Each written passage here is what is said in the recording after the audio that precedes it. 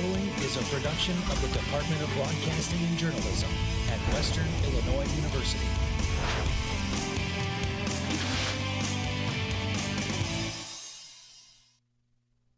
In the second leg of the Illinois State Directional School Championship, could Leatherneck football defeat Northern Illinois and earn its first FBS win since 2003? Highlights and analysis coming up.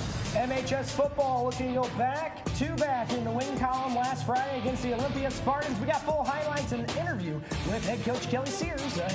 Also, Leatherneck women's soccer was back in action Sunday at John McKenzie Alumni Field. Could the Leathernecks pick up their first home win of the season? All that and more coming up.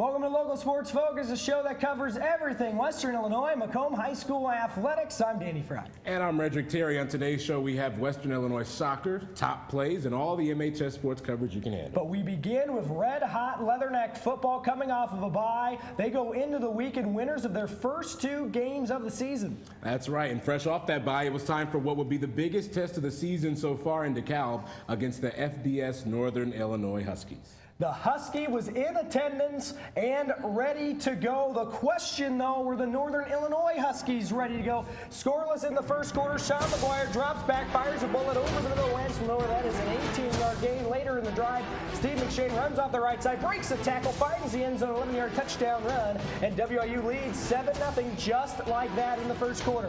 NIU would later punt the next Leatherneck drive. WIU trying to get the long ball going. There's Joey Borsellino, the former Montini Bronco, turns, and a hard-earned gain of 37 on the play, all the way down to the NIU 3-yard line. 3 plays later, third and goal, third time's a charm for the transfer back. Jamie Gilmore powers his way into the end zone, fresh from Philly and Temple, 1-yard touchdown. WIU up 14-0. Hold on a second, this isn't supposed to happen, Redrick. Big-time lead for Western. How about NIU responding? Ryan Graham finding his man Shane Weeman for the score. That's a 2-yard touchdown throw, and NIU cut the lead in half, and the Leathernecks would go into halftime with a 14-7 lead over the FBS Huskies. There's head coach Charlie Fisher. He's getting some last-minute halftime adjustments in. Look at those Huskies. They're pumped and ready to go for the start of the second half. Would that translate to the field, though? This is Sean McGuire off the play fake. He finds his man Lenore once again on the slant. 27-yard pickup on the play there for Lance Lenore. And then later in the drive, it's the old QB sneak. Sean McGuire doing it himself. He gets into the end zone from 1 yard out. The Leathernecks recapture a 2-touchdown lead, 21-7. And little ping pong batted around here right into the arms of Steve Mercado. And that was Riggs Baxter with the deflection. That falls down the NIU 23-yard line. The Leatherneck defense is fired up. They would take advantage of the turnover. McGuire back in the end zone from 3 yards away. He finds Zeke LaShore and makes that nice diving catch. And then Leathernecks up 28-7, Reddick. Let's go to the fourth quarter, Danny. After a Leatherneck 3 and out, this is the big back Jordan Huff to the left side. That's gone, a 23-yard touchdown. And IU pulled closer. It was 28-17. 9 minutes left in the fourth. Another deep ball. Anthony Matty in at quarterback. He finds Kenny Galladay, who's in. DeMarco Butler. He says he stepped out. No, he did not. That's a 39-yard touchdown pulled in IU within 5. Huskies would go for 2, and Matty's pass would fall incomplete. That was a big stop by the Leatherneck defense, and the score remained 28-23. Miscommunication. The Leathernecks would punt. Next to NIU drive, 2:54 left. Anthony Matty trying to get the first down on the ground. We got to bring out the chain gang. It's too close. He's short, just barely short. The defense of a big stand on 4th down. That is their reaction after that. And then last chance for the Huskies with 41 seconds to go. It is batted, broken up, incomplete by Riggs Baxter. The NIU comeback falls short at the WIU 9-yard line, and then the celebration was on, Ryder. Absolutely, and what a celebration it was for the Leathernecks, who grab a huge victory over the NIU Huskies. For Western, it is their first victory against an FBS program since the year 2003 when they defeated Eastern Michigan. Western travels to South Dakota State on Saturday, a 6 o'clock kickoff from their brand new stadium versus the Jackrabbits. Shifting from the gridiron to the pitch, the WIU women's soccer team played host to Missouri State in a non-conference clash. That's right. Leatherneck women's soccer will take you there now as they headed to John McKenzie Alumni Field, face off against those Missouri State Bears. They're ready to go before the game. After a scoreless half, though, we pick things up in the second. Madeline Edwards, her shot goes wide for the Leathernecks right there. How about a few minutes later, Missouri State was looking to take the lead. That's Leatherneck goalie Jennifer Curry, and she had other things to say.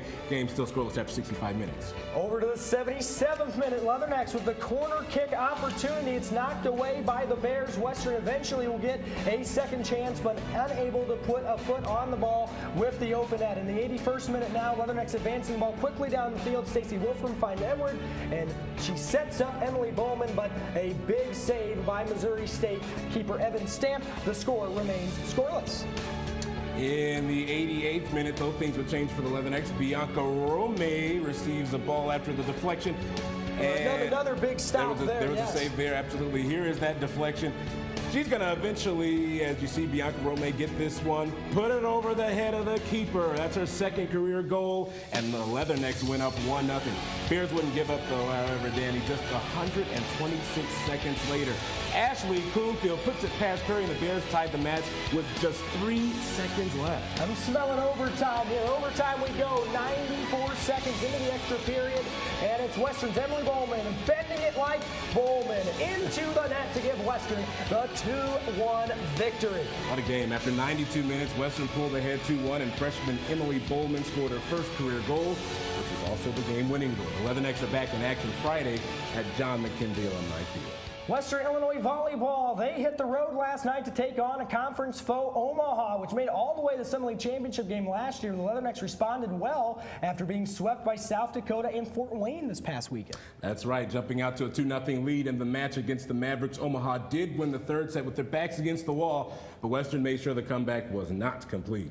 The Leathernecks earned their first conference win of the season. Senior libero Kaylee Simmons recorded 37 digs in the match, and that ties her for fourth all-time in a single game in program history. Western will look to use the victory as momentum when they travel to Indianapolis to take on IUPUI.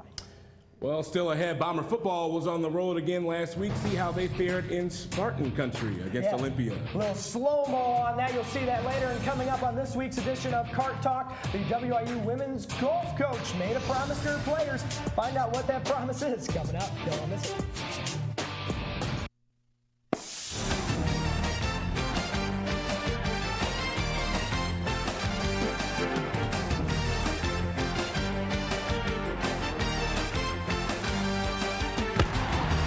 Welcome back to Local Sports Focus. Western Illinois football wasn't the only team on the gridiron putting up points over the weekend. That's right. The Macomb High Bombers looked to build on a rivalry win last week on the road against Olympia.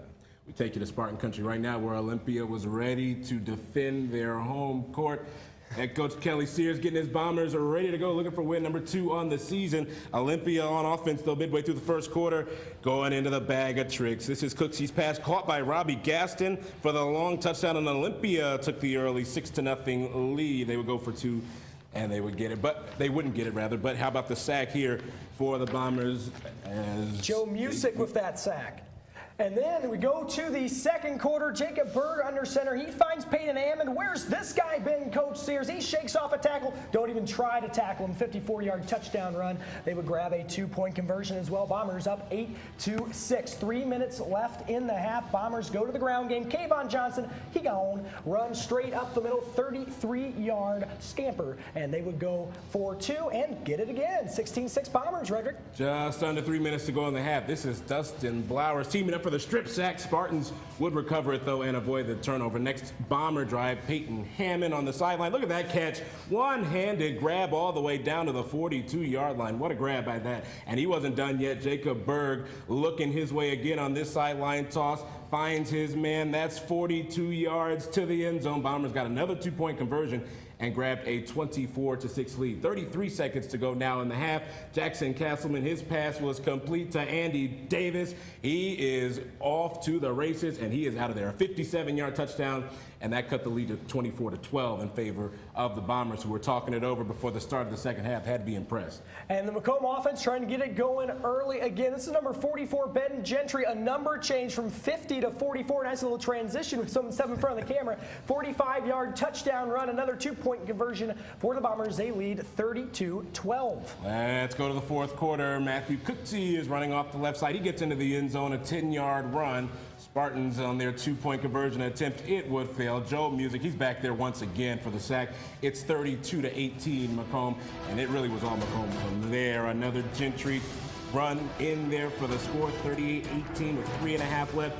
And how about one more long Bomber touchdown? Ryan Knott, Kayvon Johnson once again off the right side, down the sideline. Nobody's going to catch him. 59-yard touchdown score, and the Bombers cruise to the finish line from there. The Bombers clicking on all cylinders, rolling past Olympia 46-24 and pick up win number 2 on the season.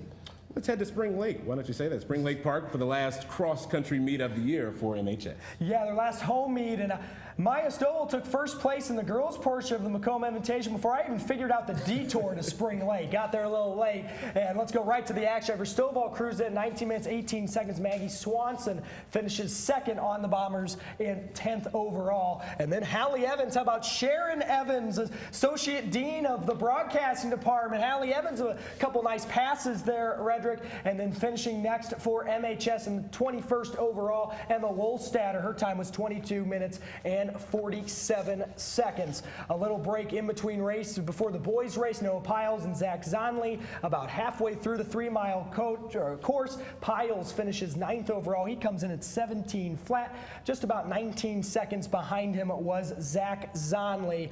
And then a couple Bombers toe-to-toe, neck-and-neck at the finish. Dakota Schepler and Alex Drains in 3rd and 4th on the MHS squad at 18 minutes flat. That leaves head coach Randy Ames very pleased as we look at the results. Ready? You know the drill. Lower score wins. The Monmouth Roseville girls take the invite with a 60, and Macomb High in 3rd with a combined score of 69. On to the boys' results. Illini West dominating. They really ran in packs with a 37-team score. And again, the Bombers come in 3rd. Solid show. It's that time again. It's time for Cart Talk. Local sports focused golf reporter Megan Sanchez sat down this week with the WIU women's golf coach. Hey guys, Megan Sanchez here out at WIU's Harry Masato Golf Course. I'm here today with women's golf coach Leah Beal-Lakarinen. It's so great to have you here, Coach. Thanks for coming out. We are going to talk a little bit today on Cart Talk about the women's golf team. For starters, if you could just tell me, how's the season going so far? We've had a really awesome year, 3 events in a row for us, so we're a little bit tired right now. We had a top 10 finish with one of our individuals at ISU, followed by an 8th place finish and a 10th place, which pretty strong fields is good for us. And we shot a team low 298 just last week at Ball State. Talk to me a little bit about some of the strengths your team has and some of the weaknesses. Well, we are really good off the tee, which means we hit it pretty far. We're working on hitting it a little bit straighter. I think putting is an area we always need to focus on, and our mental game. So we're good off the tee. We need to hit more greens and kind of be tough. So. Talk to me about a fun memory you've had with the team this season. I'm sure you guys get very close throughout the season, so talk to me about that. Well, a lot of Van talk that I can't share, but what I can share with you is that our team goal was to break 300 this year. And so 300 is when we get 4 scores of 75 or less, basically, as an average. And we did that, and I told the team if we broke 300 that I would get a tattoo. So Coach Leah will be getting a tattoo soon to be disclosed, probably not the location, but anyway, there'll be probably a Rocky on my body somewhere. So. Well, we might have to follow up on that. Thank you so much for joining me today, Coach. Again, I'm Megan Sanchez out here at Harry Masato Golf Course for Cart Talk. Back to you guys. Can't wait to see that tattoo. Next up for the women's golf team is the Creighton Classic in Omaha, Nebraska.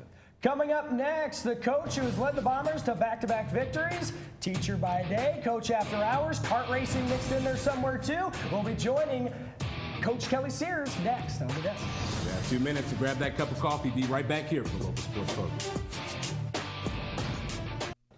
Welcome back to Local Sports Focus. Interview time with the man behind Bomber football, Kelly Sears. Coach, thanks for waking up with us and coming in here a little bit early. Skipping school, I might add. Hey, they're pretty nice to me out there. I bet. And let's start out with that. I mean, you've been at Macomb there for a while. When I say Bomber football, what's the first thing that comes to mind?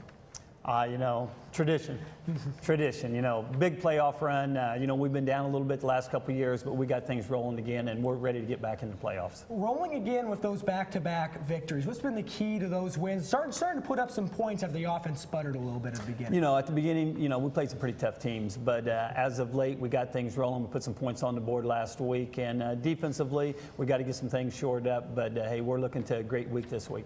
Yeah, did everything kind of come together the way you wanted to against Olympia? I mean, 22-point victory, Yeah, happy with that. Early in the week, we told the kids, and I came out and just told them if they're going to beat us, they got to beat us with gimmicks. And I was seeing your highlights there. First play was a gimmick play, and we just didn't get it read right. We hadn't wrapped up, but overall, I was very pleased. This week you have homecoming, and it's against West Hancock. What does that mean to the guys? I mean, that probably adds a little bit extra juice when it's that homecoming. It does add a little bit of extra juice, but anybody that's ever played for me knows the comment I'm going to make. Hey, you're not going to remember the girl you took to the dance, but you're going to remember whether you won the football game or not. But, the big thing is that we got to come out and, don't waste your energy on all the festivity. Waste your energy on the football game. And that football game is against West Hancock. What's the look at the Titans? I mean, very good team again. Very good football team. Knocked off Quincy Notre Dame last week. And, the big thing is that we got to stop a wing tee offense that's very good. They got some quick backs and got a nice full back. But, they've let some points get up on the board on them this year. So we just got to control the offense. And Leatherneck football, they have a certain number 44 used to play for you, Brett Taylor. What was it like coaching Brett? Hey, I'll take a million Brett Taylors. He's old school football player. When it's time to go, it's time to go. He's one of those guys that you don't get to coach very many of them through the years, but when that switch turns on, it's all about business, and then the next thing you know, the switch is off, and he's a fun-loving guy. But, hey, he's having a great year with Coach Fisher, and I wish those guys the best of luck. You try to catch some of those games as much as you can? ESPN3, Saturday afternoon on the big screen at my house. It was this week. That's right. We appreciate that. And then also, just talk about, hobbies. You're really into the go-kart racing and that kind of, how'd that hobby go, and how's that been going? Well, the big thing is we don't run karts anymore. We've moved to the big leagues. Last few years, we've been running sprint cars, and I got a couple guys that help me, and my son drives for me, and next weekend I think we're going to head off to Winston, Missouri to run the last War Series race, non-wing race out there. But hey, it's something I've been doing my whole life. Don't sleep a lot. You sleep when you die. That's exactly right, Coach. Thank you so much for coming on. And coming up, we've got the 5 best plays of the week from Macomb High and Western Illinois. Top 5 plays next. You're watching Local Sports Focus. Welcome back. A lot of exciting plays over the weekend, but don't worry, we've narrowed it down to the top 5 for you. Those top cuts coming up, and Redrick, you'll go ahead and start for women's soccer. Let's do it. To women's soccer for number 5 freshman Bianca Romay in the 88th minute. She's going to rifle this one over the MSU keeper's head. That goal put Western on top 1-0. They went on to win 2-1 in overtime. Let's go to number 4, Pick City Fort Leatherneck football at Northern Illinois. Riggs Baxter with the batted pass. That's picked off by defensive lineman Steve Mercado. And Steve Mercado, Ahuna Mercado, as first career interception. Sideline hyped for that one, and very rightfully slow. There's the bat. And Redrick, move on in the middle. Absolutely. Right in the middle of play number 3. This is Macomb High quarterback Jacob Burke. He'll find Peyton Hammond, who makes a terrific one-handed grab. One more look at it. What a grab by the big fella, as the Bombers would win their 2nd straight game. At number 2, back to women's soccer. We saw this earlier. Freshman Emily Bowman bending it into the net to give Western the overtime victory. Her first career goal is sure to be a memorable one, right? Absolutely. And at number 1, really, what else? Leatherneck football, 4th down for Northern Illinois. Riggs Baxter's going to bat down the pass to solidify the win for the Leathernecks. One more look at it again as the defense was ready for that jump pass. The Leathernecks pick up their first FBS win in 13 years. Stick around. We have a look at the upcoming week's schedule for MHS and WIU. That's on the other side of the break on Local Sports Focus. Welcome back. Leatherneck athletes have a lot to be proud of this week. Absolutely. 6 players from 3 sports were honored for their past and current performances. Let's start with Western Illinois football. We shall. Redrick coming off their big win at Northern. The Leatherneck football team has 3 Missouri Valley Football Conference Players of the Week. Quarterback Sean McGuire threw for 315 yards this weekend and earned the offensive honor. Right guard Matt Zobrist earned MVFC Offensive Lineman of the Week as he and the other 4 Leatherneck linemen allowed just 1 sack and paved the way for 446 yards of total offense against a physical Huskies front 7.